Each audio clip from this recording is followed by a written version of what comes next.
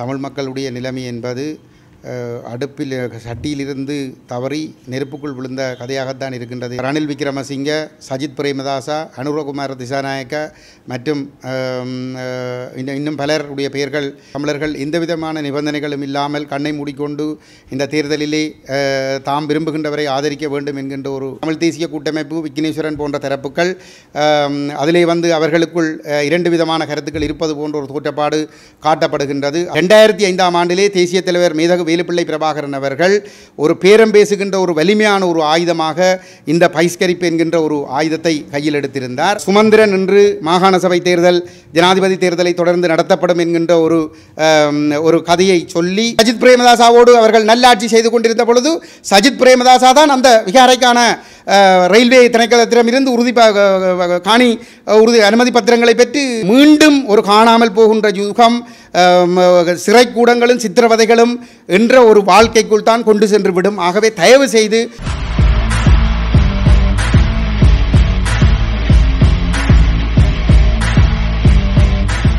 நாட்டுக்கான ஜனாதிபதி தேர்தலுக்கு திகதி அறிவிக்கப்பட்டிருக்கின்றது. தேர்தல் பரப்புரைகளிலும் மற்றும் மக்களுடைய வாக்குகளை கபலீகரம் செய்கின்ற முயற்சிகளிலும் பிரதான வேட்பாளர்கள் மிக தீவிரமாக ஈடுபட்டிருக்கின்றார்கள். இந்த சந்தர்ப்பத்திலே தமிழ் மக்கள் தங்களுடைய தலைவிதியை தீர்மானிப்பதற்கான காத்திரமான முடிவுகளை எடுக்க வேண்டிய ஒரு நிலையிலே எங்களுடைய இனம் இருக்கின்றது. அந்த வகையிலே நாங்கள் தமிழ் மக்களை நோக்கி ஒரு அறைகூவலை விடுக்க விரும்புகின்றோம். கடந்த 2009ஆம் ஆண்டு மே மாதம் 18ஆம் தேதி இன அழிப்பு மூலம் யுத்தம் முடிவுக்கு கொண்டு வரப்பட்ட பிற்பாடு 15 ஆண்டுகள் கடந்திருக்கிறது. 15 ஆண்டுகள் கடந்துள்ள நிலைமையிலும் கூட வடக்கு கிழக்கு தமிழ் மக்களுடைய நிலைமை என்பது அடுப்பில் சட்டியிலிருந்து தவறி நெருப்புக்குள் விழுந்த கதையாகத்தான் இருக்கின்றதே தவிர தமிழ் மக்களுடைய வாழ்வியலில் எந்த விதமான முன்னேற்றங்களோ அல்லது தமிழ் மக்கள் தப்பிப்பிழைத்து முன்னோக்கி செல்வதற்கான வழிகள் ஏற்படுத்தப்படுவதாகவோ இல்லை. மாறி மாறி ஆட்சிப்பிடம் ஏறி இருக்கக்கூடிய ராஜபக்சர்களாக இருக்கலாம், அல்லது மைத்ரி ரணில் ஆட்சியாக இருக்க தமிழ் தேசிய கூட்டமைப்பு ஆட்சியாக இருக்கலாம், அதற்கு பிற்பாடு கோட்டாபய ஆட்சியாக இருக்கலாம், அதற்கு பிற்பாடு ரணில் ராஜபக்சேக்களுடைய ஆட்சியாக இருக்கலாம். அனைத்து சந்தர்ப்பங்களிலும் தமிழ் மக்களுடைய இருப்பு அளிக்கப்படுகின்ற செயல்பாடுகள் தீவிரப்படுத்தப்பட்டிருப்பதோடு தமிழ் மக்கள் மீது புரியப்பட்ட இனப்படுகொலைக்கு நீதி பெறுகின்ற செயல்பாடுகள் எதுவும், நீதி வழங்குகின்ற செயல்பாடுகள் எதுவும் முன்னகர்த்தப்படவில்லை என்பதுடன் இனப்படுகொலையாளிகள் தொடர்ச்சியாக பாதுகாக்கப்படுகின்ற செயல்பாடுகள், வலிந்து காணாமலாக்கப்பட்ட உறவுகள் தொடர்ந்தும் கண்ணீரோடு அலைகின்ற செயல்பாடுகள், அபிவிருத்தி முற்று முழுதாக புறக்கணிக்கப்பட்டிருக்கின்ற நிலைமை, அது மட்டுமில்லாமல் எங்களுடைய இளம் தலைமுறை போதைப் பொருளுக்கு அடிமையாக்கப்படுவதும் வன்முறை வாழ்வெட்டு கலாச்சாரங்களுக்குள் சீரழிக்கப்படுவதுமான செயல்பாடுகள் மிக தீவிரம் பெற்றிருக்கின்றது. இத்தகைய சூழலிலே எங்களுடைய தேசம் எங்களுடைய இருப்பை பாதுகாத்து கொள்ளக்கூடிய வகையிலே நாங்கள் ஒரு சூழலை மாற்றியமைக்க வேண்டுமாக இருந்தால் இந்த தேர்தல் சந்தர்ப்பத்திலே நாங்கள் ஒரு காத்திரமான முடிவை எடுத்து பேரம் பேசுகின்ற ஒரு சூழலை உருவாக்கி அந்த பேரம் பேசுகின்ற சூழல் மூலமாக எங்களுடைய தேசத்திற்கான அங்கீகாரத்தை பெறுவதற்குரிய முயற்சிகளை நாங்கள் செய்ய வேண்டும். அந்த வகையிலே நடைபெறப்போகின்ற இந்த தேர்தலிலே வெற்றி வாய்ப்புகள் இருக்கக்கூடியவர்கள் என்று இன்று பேசப்படுகின்ற முதல் 3 நபர்களாக சிங்கள பௌத்த பேரினவாத சக்திகளாக இருக்கக்கூடிய ரணில் விக்ரமசிங்க, சஜித் பிரேமதாசா, அனுரகுமார திசாநாயக்க மற்றும் இன்னும் பலருடைய பெயர்கள் அவர்கள் வேட்புமனுக்களை தாக்கல் செய்திருந்தாலும் இந்த 3 பேரில் யாரும் ஒருவர் வெல்லுவார் என்கின்ற பேச்சுக்கள் பேசப்பட்டு கொண்டிருக்கின்றது. ஆனால் இந்த 3 பேருமோ இலங்கை ஒரு சிங்கள பௌத்த நாடு, ஒட்டியாட்சி முறைமை கொண்ட நாடு என்ற அடிப்படை நிலைப்பாடுகளோடு சிங்கள பௌத்த நிகழ்ச்சியினர்களோடு தான் இந்த தேர்தல் களத்திலே ஈடுபட்டிருக்கின்றார்கள். தமிழ் தேசத்திற்கு எதிரான கட்டமைப்புசார் இன அழிப்பை தீவிரப்படுத்துவதன் மூலமாக சிங்கள மக்களை மகிழ்விப்பதற்கும் இந்த தீவை சிங்கள பௌத்த தீவாக மாற்றுவதற்குமான நிகழ்ச்சி நிரலோடு இந்த தேர்தல் களத்திலே குதித்திருக்கின்றார்கள். இந்த சூழலிலே இலங்கை தீவை மையப்படுத்தி நடைபெறுகின்ற பூகோள ஆதிக்க போட்டியிலே இந்திய, அமெரிக்க, ஐரோப்பிய தரப்புகள் தங்களுக்கு சார்பானவர்களை இந்த ஆட்சிப்பீடத்திற்கு கொண்டு வர வேண்டும் என்பதிலும், அவ்வாறானவர்களை ஆட்சிப்பீடம் கொண்டு வருவதற்கு தமிழர்கள் எந்தவிதமான நிபந்தனைகளும் இல்லாமல் கண்ணை மூடிக்கொண்டு இந்த தேர்தலிலே தாம் விரும்புகின்றவரை ஆதரிக்க வேண்டும் என்கின்ற ஒரு நிலைப்பாடும் இங்கே மேலோங்கி இருக்கின்றது. இத்தகைய ஒரு சூழலிலே எங்களுடைய தலைவிதியை தீர்மானித்து கொள்ளக்கூடிய வகையிலே, எங்களுடைய இருப்பை பாதுகாத்து கொள்ளக்கூடிய வகையிலே, எங்களுடைய எதிர்கால சந்ததியை இந்த மண்ணிலே நிம்மதியாக வாழ வைக்கக்கூடிய வகையிலே நாங்கள் தான் முடிவுகளை எடுக்க வேண்டியவர்களாக இருக்கிறோம். ஆகவே அந்த வகையிலே எங்களுடைய மக்களிடம் நாங்கள் கஜேந்திரகுமார் பொன்னம்பலம் தலைமையிலான தமிழ் தேசிய மக்கள் முன்னணி என்ற எங்களுடைய அரசியல் இயக்கம் உரிமையோடு வேண்டிக் கொள்ளுகின்ற விடயம் என்னவென்று சொல்லி சொன்னால், இந்த தேர்தலிலே வடகிழக்கு தமிழர்கள் முற்றாக ஒதுங்கி இருக்க வேண்டும், இந்த தேர்தலை முற்றாக புறக்கணிக்க வேண்டும் என்பது எங்களுடைய வேண்டுகோள். இந்த தேர்தலை வடகிழக்கு தமிழர்கள் முற்றாக புறக்கணிப்போமாக இருந்தால் தமிழர்களுடைய காலடிக்குள் இந்த சிங்கள பௌத்த பேரினவாத ஆட்சியாளர்களை கொண்டு வந்து நிறுத்த முடியும். அதேபோன்று இலங்கையிலே தங்களுக்கு சாதகமான ஆட்சியை கொண்டு வர விரும்புகிற இந்திய, அமெரிக்க, ஐரோப்பிய தரப்புகளையும் தமிழர்களுக்கு முன்னால் எங்களோடு பேரம் பேசுகின்ற ஒரு நிலைமைக்கு கொண்டு வர முடியும். அதன் மூலமாக எங்களுடைய தேசத்தில் சிங்கள பௌத்தமயமாக்கல்களை தடுத்து நிறுத்துவதற்கும் எங்களுடைய தேசத்தினுடைய இறமை, எங்களுடைய மக்களின் சுயநிர்ணய உரிமை அங்கீகரிக்கப்பட்ட அடிப்படையிலான ஒரு அரசியலமைப்பை, சமஷ்டி அரசியலமைப்பை கொண்டு வருவதற்கான அழுத்தங்களை ஏற்படுத்துவதற்கும், 75 வருடங்களாக எங்களை அடக்கி ஒடுக்கி அடிமைப்படுத்தி இருக்கிற இந்த ஒட்டியாட்சி அரசியலமைப்பை ஒழிப்பதற்குமான ஒரு பேரம் பேசுகின்ற ஒரு சூழலை நிச்சயமாக உருவாக்கக்கூடியதாக இருக்கும். அந்த அடிப்படையிலே எங்களுடைய மக்கள் இந்த நிலைமைகளை எட்டுவதற்கு ஒரு வாய்ப்பான சூழலை உருவாக்குவதற்காக இந்த தேர்தலை புறக்கணிக்க வேண்டும் என்று நாங்கள் உரிமையுடன் கேட்டுக்கொள்கின்றோம். இன்று வடக்கு கிழக்கை பிரதிநிதித்துவப்படுத்தி நிற்கின்ற தமிழ் பிரதிநிதிகள் 18 பேர் நாடாளுமன்ற உறுப்பினர்களாக இருக்கின்ற இந்த சூழலிலே அரசாங்கத்தோடு ஒட்டி கொண்டிருக்கின்றவர்கள் ஏற்கனவே ரணில் விக்ரமசிங்கவை ஆதரிப்பது என்ற முடிவை எடுத்திருக்கின்றார்கள். வெளிப்படையாக அரசாங்கத்தோடு ஒட்டி கொண்டிருப்பவர்கள் ரணில் விக்ரமசிங்கவை ஆதரிப்பது என்ற முடிவை எடுத்திருக்கின்றார்கள். மறுபுறத்திலே தமிழ் தேசிய போர்வையை போர்த்தி கொண்டிருக்கின்ற தமிழ் தேசிய கூட்டமைப்பு, விக்னேஸ்வரன் போன்ற தரப்புகள் அதிலே அவர்களுக்குள் 2 விதமான கருத்துக்கள் இருப்பது போன்ற ஒரு தோற்றப்பாடு காட்டப்படுகின்றது. அதிலே தமிழரசு கட்சியிலே ஒரு அணியினர் பொது வேட்பாளர் வேண்டாம், பொருத்தமற்றது என்பதும், ஏனைய தமிழரசு கட்சியின் இன்னொரு பிரிவினரும் மற்றும் விக்னேஸ்வரன், டெலோவினுடைய செல்வமடைக்கல்நாதன், புலட்டினுடைய சித்தார்த்தன் போன்றவர்கள் ஒரு பொது வேட்பாளர் வேண்டும், இங்கே இருக்கக்கூடிய சிவில் சமூகம் என்ற போர்வைக்குள் இருக்கின்ற சிலரை சேர்த்து கொண்டு எல்லோரும் ஒற்றுமையாக நின்று ஒரு பொது வேட்பாளரை நிறுத்தி தமிழர்களுடைய ஒற்றுமையை உலகத்துக்கு காட்டப்போவதாக கூறிக்கொண்டிருக்கின்றார்கள். இவர்கள் அனைவருமே இந்திய, அமெரிக்க, ஐரோப்பிய தரப்புகளுடைய முகவர்களாகவே இருந்து கொண்டிருக்கின்றார்கள். இந்திய தரப்பினுடைய பின்னணியிலே தான் இந்த பொது வேட்பாளர் என்ற நாடகம் இங்கே அரங்கேற்றப்பட்டு கொண்டிருக்கின்றது. பொது வேட்பாளர் என்ற போர்வையிலே ஒரு தயார்படுத்தல் ஒன்றை செய்து அந்த 2வது விருப்பு வாக்கை இந்திய மேற்கு தரப்பு விரும்புகின்ற ஒரு நபருக்கு பெற்றுக் கொடுக்கின்ற நோக்கத்தோடு இந்த முயற்சிகள் நடைபெற்று கொண்டிருக்கின்றது. இதிலே பொது வேட்பாளர் வேண்டும் என்று சொல்லக்கூடிய விக்னேஸ்வரன் ஐயாவாக இருக்கலாம், அல்லது செல்வமடைக்கல்நாதனாக இருக்கலாம், அல்லது சித்தார்த்தனாக இருக்கலாம். இவர்கள் கடந்த சில மாதங்களிலே ரணில் விக்ரமசிங்க வடக்குக்கு வருகை தருகின்ற பொழுது அவரை வெற்றிலை வாக்கு செம்பங்களம் விதித்து வரவேற்று அவருக்குரிய சகலவிதமான வரவேற்புகளையும் வழங்கியதன் மூலமாக அவர்தான் இந்த நாட்டை பொருளாதார அழிவிலிருந்து மீட்டவர் என்கின்ற ஒரு எண்ணப்பாட்டை மக்கள் மத்தியில் ஏற்படுத்தி அவருக்கு மக்கள் ஆதரவளிக்க வேண்டும் என்கின்ற ஒரு வகையான ஒரு வெளிப்படுத்தலைத்தான் அவர்கள் செய்து கொண்டிருக்கிறார்கள். இதிலே ஒருபடி மேலே சென்று விக்னேஸ்வரன் ஐயா அவர்கள் ரணில் விக்ரமசிங்கவுக்கு இன்னும் 2 ஆண்டுகள் கொடுக்க வேண்டும், தேர்தல் இப்பொழுது அவசியமில்லை என்று சொல்லி வெளிப்படையாகவே ரணில் விக்ரமசிங்க தான் இந்த நாட்டை தொடர்ந்தும் முன்னுக்கு கொண்டு செல்லக்கூடியவர் என்ற அடிப்படையிலே கருத்துக்களை கூறியிருந்த ஒருவர். அவர் இப்பொழுது பொது வேட்பாளர் என்கின்ற ஒரு போர்வைக்குள் புகுந்து நின்று கொண்டிருக்கின்றார். இவ்வாறான ஒரு சூழலிலே சுமந்திரன் இந்த பொது வேட்பாளர் தேவையில்லை என்பது போன்ற ஒரு கருத்தை கூறிக்கொண்டிருந்தார்.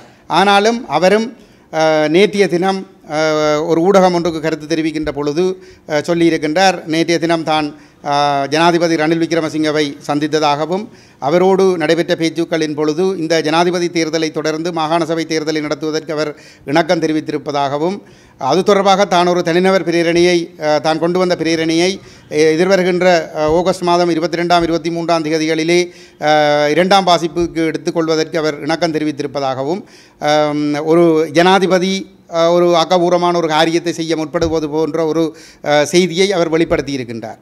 அதனூடாக அவரும் இந்த ரணில் விக்ரமசிங்கவை ஆதரிப்பதற்கான ஒரு நிலையை நோக்கி நகர்ந்து கொண்டிருப்பதை பார்க்கக்கூடியதாக இருக்கிறது. பொது வேட்பாளர் என்ற பெயரிலே இந்த தேர்தலிலே மக்களை வாக்களிக்க செய்வதற்கான ஒரு முயற்சி நடைபெறுகிறது. இரண்டாவது விருப்பு வாக்கை இந்தியா விரும்பக்கூடிய ஒருவருக்கு வழங்குவதற்கான முயற்சிகள் நடைபெற்று கொண்டிருக்கின்றது.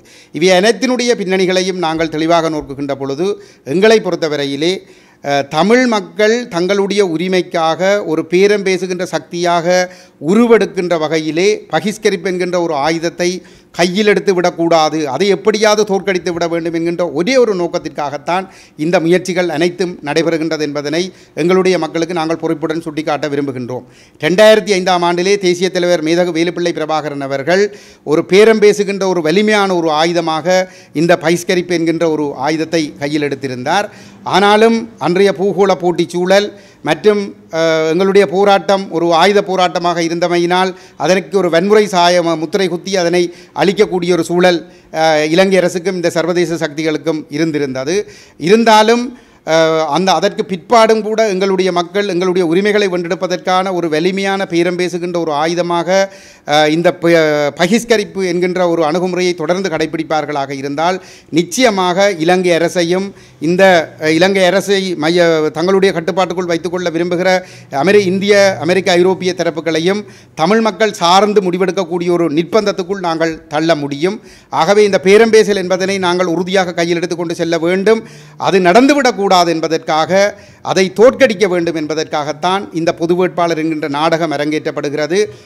சுமந்திரன் இன்று மாகாண சபை தேர்தல் ஜனாதிபதி தேர்தலை தொடர்ந்து நடத்தப்படும் என்கின்ற ஒரு கதையை சொல்லி இந்த தேர்தலிலே மக்களை ஆர்வமாக வாக்களிக்க தூண்டுகின்ற ஒரு முயற்சியிலும் அவர் ஈடுபட ஆரம்பித்திருக்கின்றார். ஆகவே இந்த ஏமாற்றுகளுக்குள் எங்களுடைய மக்கள் சிக்கிவிடக்கூடாது. 2018ஆம் ஆண்டிலே இந்த மாகாண சபை காலம் முடிவடைகின்ற பிற்பாடு அந்த மாகாண சபை தேர்தல் நடத்தப்பட வேண்டிய ஒரு காலப்பகுதியிலே அந்த தேர்தலை நடத்தாமல் பிற்போடுவதற்கு சுமந்திரனும் தமிழ் தேசிய கூட்டமைப்பும் ரணிலோடு சேர்ந்து சதி செய்திருந்தார்கள் என்பது நாடாளுமன்றத்திலே தொடர்ச்சியாக சொல்லப்படுகின்ற ஒரு குற்றச்சாட்டாக இருக்கிறது. அன்று ரணிலும் செல்வாக்கிழந்திருந்தார், அதே போன்று தமிழ் தேசிய கூட்டமைப்பும் செல்வாக்கிழந்திருந்தது. அன்றைய காலகட்டத்திலே அந்த தேர்தலை நடத்தாமல் காலத்தை இழுத்தரித்து கொண்டு செல்வதற்காக அவர்கள் பல்வேறுபட்ட சதி நடவடிக்கைகளை மேற்கொண்டு அந்த மாகாண சபை தேர்தலை நடத்துவதை பிற்போட்டிருந்தார்கள். அதே போன்று இன்று அதே சுமந்திரன் அதே தமிழ் தேசிய கூட்டமைப்பு இன்று இந்த மாகாண சபை தேர்தலை இந்த ஜனாதிபதி தேர்தல் முடிந்த கையோடு நடத்துவது என்று சொல்லி உறுதி தந்திருக்கிறார் என்பதனை காரணமாக சொல்லி அதற்காகவே இந்த தேர்தலிலே தமிழ் மக்கள் எல்லோரும் ஒன்று திரண்டு வாக்களிக்க வேண்டும் என்பதான ஒரு மறைமுகமான ஊக்கப்படுத்தலை செய்வதற்கான ஒரு முயற்சியை அவர் இங்கே ஆரம்பித்திருப்பதை பார்க்கக்கூடியதாக இருக்கிறது. அவர் இந்த ரணில் விக்ரமசிங்க இந்த தேர்தலுக்கு பிற்பாடு அந்த ஜனாதிபதி மாகாண சபை தேர்தல் நடைபெறும் என்று சொல்லி உத்தரவாதம் தந்திருக்கிறார் என்று சொல்லுகிற பொழுது அவர் முடிவெடுத்து விட்டார் ஜனாதிபதியாக ரணில் தான் வரப்போகிறார் என்பதையும் அவர் தீர்மானித்திருக்கிறார். ஆகவே இங்கே மிக தெளிவாக இந்திய மேற்கினுடைய முகவராக இருக்கக்கூடிய ஒரு நபரை வெல்ல வைக்க வேண்டும் என்பதற்கான முயற்சிகள் நடைபெறுகிறது. அதே நேரத்திலே கஜேந்திரகுமார் பொன்னம்பலம் தலைமையிலே தமிழ் மக்களுடைய நலன் அடிப்படையில் தமிழ் மக்களுடைய உரிமைகளை வென்றெடுக்கக்கூடிய பேரம் பேசுகின்ற ஒரு அணுகுமுறையை, இந்த பகிஷ்கரிப்பு என்ற அணுகுமுறையை தோற்கடிப்பதற்கான வேலை திட்டத்திலும் அனைவரும் ஒன்று திரண்டு நிற்கின்றார்கள். ஸ்ரீதரனுக்கும் சுமந்திரனுக்கும் இடையிலே கட்சிக்குள் தலைமைத்துவம் யார் என்பதிலே போட்டிகள், பொறாமைகள், முரண்பாடுகள் இருந்தாலும் கூட இந்த தேர்தலை தமிழர்கள் பகிஷ்கரித்து விடக்கூடாது என்பதிலே 2 பேருக்கும் ஒருமித்த கருத்து தான் இருக்கிறது. சுமந்திரன் என்பவர் பொது வேட்பாளர் தேவையில்லை, நேரடியாக பிரதான வேட்பாளர்களுக்கு வாக்களிக்க வேண்டும் என்கின்ற நிலைப்பாட்டில் இருக்கிறார். ஸ்ரீதரன் என்பவர் பொது வேட்பாளர் என்ற போர்வை கூடாக சென்று 2வது விருப்பு வாக்கை பொது வேட்பாளருக்கு வழங்குகின்ற ஒரு அணுகுமுறையை அவர் கையாண்டு கொண்டிருக்கின்றார். அவருக்கு இப்பொழுது ஞானம் பிறந்திருக்கிறது. சமஷ்டி என்ற நிலைப்பாட்டை முன்வைப்பவருக்கு தாங்கள் ஆதரிக்கப் போகிறார்களாம்.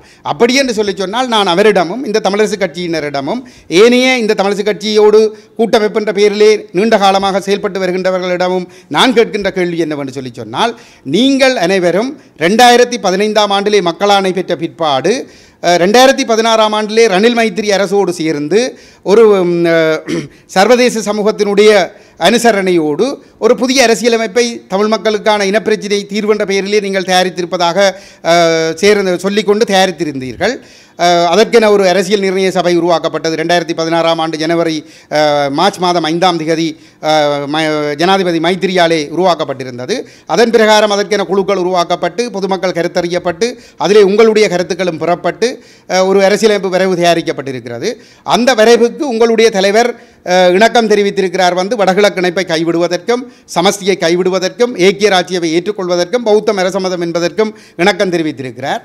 அந்த நிலைப்பாட்டு அடிப்படையிலே ஒரு ஏக்கிய ராஜ்யம் என்ற ஒரு வரைவு தயாரிக்கப்பட்டிருக்கிற நிலைமையிலே நீங்கள் யாரும் அந்த நிலைப்பாட்டுக்கு ஆட்சேபனை தெரிவித்து கூட்டமைப்பில் இருந்து வெளியேறி இருக்கவில்லை. ஆக குறைந்தது உங்களுடைய பதவிகளை ராஜினாமா செய்திருக்க வேண்டாம். ஆக குறைந்தது பாராளுமன்றத்திலேனும் நீங்கள் சுயாதீனமாக இயங்கியிருக்கவில்லை. அந்த முடிவுகளுக்கு எதிராக இந்த தமிழர்களுடைய நீண்டகால தமிழ் தேசம் இறைமை சுயநிர்ணய உரிமை அங்கீகரிக்கப்பட்ட அடிப்படையிலான சமஸ்தி என்ற நிலைப்பாட்டுக்கு எதிரான ஒரு துரோகத்தனமான முடிவுக்கு எதிராக நீங்கள் ஆக குறைந்தது கூட்டமைப்பில் இருந்து வெளியேறி சுயாதீனமாக தன்னினும் இயங்கியிருக்கவில்லை. ஆகவே நீங்கள் எல்லோரும் சேர்ந்து ஏக்கிய ராஜ்யவை ஒரு வரைவாக தயாரித்து கையிலே வைத்துக்கொண்டு இப்பொழுது இந்த தேர்தல் நெருங்குகின்ற பொழுது தமிழ் மக்களை முட்டாளாக்குகின்ற விதமாக இந்த துரோகத்தனமான இந்த பசப்பு வார்த்தைகளை நீங்கள் தயவு செய்து வெளியிட வேண்டாம் என்றும் இந்த மக்கள் இந்த வார்த்தைகளை நம்பி ஏமாந்து விட வேண்டாம் என்றும் நான் மிகவும் உரிமையோடு நான் கேட்டுக்கொள்ள விரும்புகிறேன். ஆகவே இங்கே இந்த தமிழ் மக்களுடைய உரிமைகள் சார்ந்து நேர்மையான நிலைப்பாட்டில் இருக்கின்ற ஒரே ஒரு அரசியல் தலைவராக கஜேந்திரகுமார் பொன்னம்பலம் மாத்திரம்தான் இருக்கின்றார். அவர் மிக தெளிவாக இந்த ஒட்டியாட்சியை நிராகரித்து நாட்டுக்குள்ளும் சர்வதேச அரங்கிலும் தமிழ் தேசம் இறைமை சுயநிர்ணய உரிமை அங்கீகரிக்கப்பட்ட அடிப்படையிலான ஒரு அரசியல் தீர்வு வேண்டும் என்ற நிலைப்பாட்டோடு செயல்பட்டு வருகின்றார். இந்த நிலைப்பாட்டிற்கு 100% எதிரான நிலைப்பாட்டை கொண்டவர்களாக ஏனைய 16 நாடாளுமன்ற உறுப்பினர்களும் செயல்பட்டு வருகின்றார்கள். குறிப்பாக கடந்த ஜூன் மாதம் 20ஆம் தேதி இந்திய வெளிவிவகார அமைச்சர் ஜெய்சங்கர் அவர்கள் கொழும்புக்கு வந்த பொழுது அவரை நாங்கள் 8 பேர் சந்தித்திருந்தோம். அதிலே தமிழ் தேசிய கூட்டமைப்பில் இருந்து 6 பேரும், விக்னேஸ்வரன் ஐயா 7 பேர், நான் 8வது ஆளாக கலந்து கொண்டிருந்தோம். ஏனைய 7 பேருடைய கோரிக்கையும் 13ஆம் திருத்தச் சட்டம் என்பதாகவே இருந்தது. இதற்கு வெளியே அவர்கள் எதனையும் பேசவில்லை. மாகாண சபை தேர்தல் நடத்தப்பட வேண்டும், மாகாண சபை நடைமுறையில் இருந்தால் இந்த சிங்களமயமாக்கல் தொல்பொருள் திணைக்களத்தினுடைய பிரச்சனைகள் எதுவும் நடைபெறாது என்ற அடிப்படையிலே தான் அவர்களுடைய கருத்துக்கள் இருந்ததே தவிர அவர்கள் அதை தாண்டி எந்த கருத்தையும் அவர்கள் முன்வைத்திருக்கவில்லை.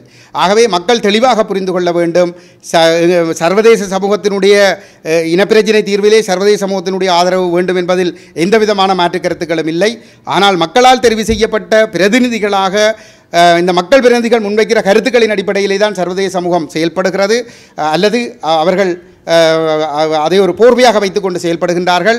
அவ்வாறான சூழலிலே இந்த 18 நாடாளுமன்ற உறுப்பினர்களிலே 5 பேர் அரசாங்கத்தோடு வெளிப்படையாக ஒட்டியாட்சி என்ற நிலைப்பாட்டில் இருக்கிறார்கள். ஏனைய 13 பேரிலே கஜேந்திரகுமார் பொன்னம்பலம் தலைமையிலான நானும் கஜேந்திரகுமார் பொன்னம்பலம் அவர்களும் தவிர ஏனைய 11 பேரும் மறைமுகமாக ஒட்டியாட்சி என்ற நிலைப்பாட்டுக்குள் இருக்கிறார்கள். அதிலும் 13ஆம் திருத்தச் சட்டத்தை வெளிப்படையாக வலியுறுத்துவதன் மூலம் அவர்களும் வெளிப்படையாக ஒட்டியாட்சி என்ற நிலைப்பாட்டிலே தான் இருக்கிறார்கள். ஆகவே தயவு செய்து ஏமாந்து விட வேண்டாம். இவர்களால் ஒருபொழுதும் உங்களுடைய வாழ்க்கையில் எந்த விதமான முன்னேற்றங்களும் மாற்றங்களும் ஏற்பட போவதில்லை. இவர்கள் கடந்த காலத்தில் இப்பொழுது மாகாண சபை தேர்தல் நடத்தப்பட வேண்டும் என்பதற்காக பிரேரணை கொண்டு வருகிறாராம். ரணில் விக்ரமசிங்க அவருக்கு வாக்குறுதி தந்திருக்கிறாராம். ஆனால் இந்த மாகாண சபை நடைமுறையில் இருந்த பொழுது விக்னேஸ்வரன் தலைமையிலே வடமாகாண சபையிலே 35 பேர் ஒரே கட்சியைச் சேர்ந்தவர்கள், தமிழரசு கட்சியை சார்ந்தவர்கள் அங்கே சபையை ஆட்சி பண்ணி கொண்டிருந்த பொழுது இந்த சுமந்திரனும் செல்வம் அடைக்கலநாதனும் சேர்ந்து ரணில் விக்ரமசிங்க மைத்திரியோடு சேர்ந்து வவுனியா மாவட்டத்திலே தமிழர்களுடைய காணியிலே அத்துமீறி குடியேற்றப்பட்ட சிங்களவர்களுக்கு உறுதி வழங்குகின்ற நிகழ்வு வவுனியாவிலே நடைபெற்ற பொழுது அந்த நிகழ்விலே கலந்து கொண்டு சிங்களவர்களுக்கு உறுதி வழங்கி வைத்திருந்தார்கள். ஆகவே இவர்கள் அவ்வாறான துரோகத்தனமான செயல்பாடுகளை இவர்கள் கடந்த காலத்திலே இந்த மாகாண சபையை வைத்துக்கொண்டு செய்திருக்கிறார்களே தவிர தமிழர்களுடைய இருப்பை பாதுகாக்கிற செயல்பாட்டை செய்யவில்லை. யாழ்ப்பாணம் நாவல்குழியிலே விகாரை கட்டப்பட்ட பொழுது மாவை சேனாதிராசா யாழ்ப்பாணத்தினுடைய ஒருங்கிணைப்பு குழு தலைவராக இருந்தார்.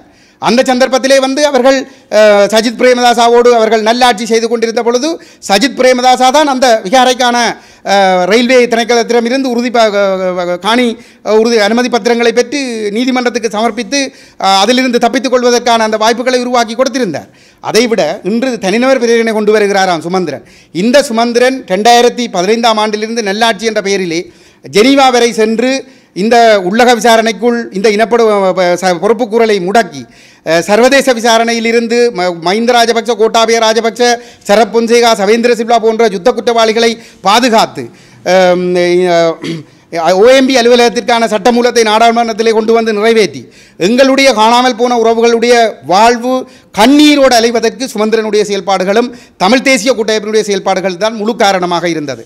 ஆகவே இவர்களுடைய இந்த பசப்பு வார்த்தைகளை நம்பி எங்களுடைய மக்கள் எடுக்கின்ற ஒவ்வொரு முடிவுகளும் நிச்சயமாக ஒரு பாரிய அழிவிலும் மீண்டும் ஒரு காணாமல் போகின்ற யுகம், சிறைக்கூடங்களும் சித்திரவதைகளும் என்ற ஒரு வாழ்க்கைக்குள் தான் கொண்டு சென்று விடும். ஆகவே தயவு செய்து இவர்களுடைய கருத்துக்களை முற்றாக புறக்கணித்து இந்த தேர்தலை புறக்கணிக்க வேண்டும் என்கின்ற ஒரு கோரிக்கையை நாங்கள் விடுக்கின்றோம். குறிப்பாக அரச உத்தியோகத்தர்கள் இப்பொழுது உங்களுக்கு தபால் மூல வாக்களிப்புக்கான விண்ணப்ப படிவங்கள் உங்களிடம் தந்து நிரப்பப்பட்டு கொண்டிருக்கின்றது. நீங்கள் தயவு செய்து வந்து நீங்கள் அந்த விண்ணப்ப படிவங்களை நிரப்பி கொடுத்தாலும் தேர்தல் தினத்திலே நீங்கள் அந்த வாக்களிக்க சொல்லுகின்ற நேரத்திலே அதை நீங்கள் அந்த வாக்களிப்பில் ஈடுபடாமல் அதை நீங்கள் புறக்கணிக்க வேண்டும் என்றும் உங்களிடம் உரிமையோடு நாங்கள் வேண்டிக் கொள்ளுகின்றோம். மீண்டும் மீண்டும் நாங்கள் கூறிக்கொள்ளுகின்ற விடயம், இந்த சுமந்திரன், ஸ்ரீதரன் மற்றும் இந்த பொது வேட்பாளர் தரப்பு அனைத்துமே இந்த ரணில் விக்ரமசிங்கவை வெல்ல வைப்பதற்கான நேரடி முயற்சியில் ஈடுபடுவது ஒரு புறம் இருந்தாலும், மறுபுறத்திலே பகிஷ்கரிப்பென்கின்ற தமிழர்களுடைய பேரம் பேசுகின்ற அந்த ஆயுதத்தை, அந்த வலிமை மிக்க சக்தியை தோற்கடிப்பதற்கு கஜேந்திரகுமார் பொன்னம்பலம் தலைமையிலான இந்த தமிழர்கள் ஒரு பலமான சக்தியாக திரண்டு தங்களுடைய உரிமைகளை வென்றெடுப்பதற்கு எடுக்கின்ற முயற்சிகளை தோற்கடிக்கின்ற அந்த சதித்திட்டத்திலே இவர்கள் தீவிரமாக ஈடுபட்டிருக்கிறார்கள். இதை எல்லோரும் புரிந்து கொண்டு செயல்பட வேண்டும் என்று கேட்டுக்கொள்கிறோம்.